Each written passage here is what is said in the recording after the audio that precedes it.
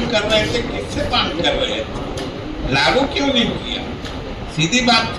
तो सुनाया कि ये एजेंडा हमेशा नीतीश कुमार का था और नीतीश कुमार के नेतृत्व में ही यह बात बिहार में पहली बार उठी है।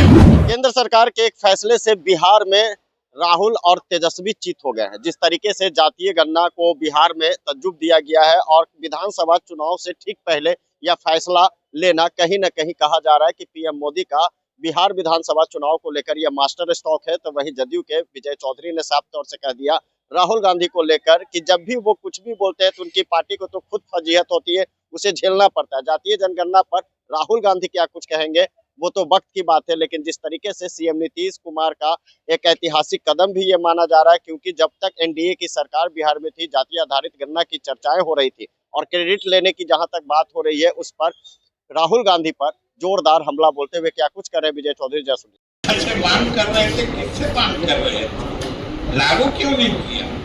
सीधी बात। सर राहुल गांधी हमारे एजेंडा को सरकार आगे भी काम करते रहे। हम तो अभी इतनी देर सुनाया ना आपको, ये एजेंडा किसका था? हमने तो सुनाया कि ये एजेंडा हमेशा नीतीश कुमार का था और नीतीश कुमार के नेतृत्व में ही यह बात बिहार में पहली बार उठी है और पूरे देश में इसकी रोशनी बिखरी है। सर राहुल गांधी आए थे बिहार और उन्होंने बिहार में जो जाति जनगणना हुई है उस पर सवाल खड़े किए थे। उनका कहना था कि जो जाति गणना हुई है गलत है। उसका भी जरा हकीकत सुन ली जी। वो जो सवाल खड़े किए हैं, शायद उन्होंने दोनों गणना कराने की पद्धति कभी देखी समझी नहीं है। और ये आप लोग भी जान लीजिए कि तेलंगाना में जो जाति गणना कराई गई है वो पूरी प्रक्रिया 1 महीने में पूरी कर ली गई है और बिहार में जो जाति गणना कराई गई थी, ये समझ लीजिए कि जैसे कोई आम जनगणना होती है, इसमें लगभग 2,36,000 एन्यूमरेटर्स यानी गणक जो घर घर जाके गिनती करते हैं, ये उतने लोगों को चुना गया था।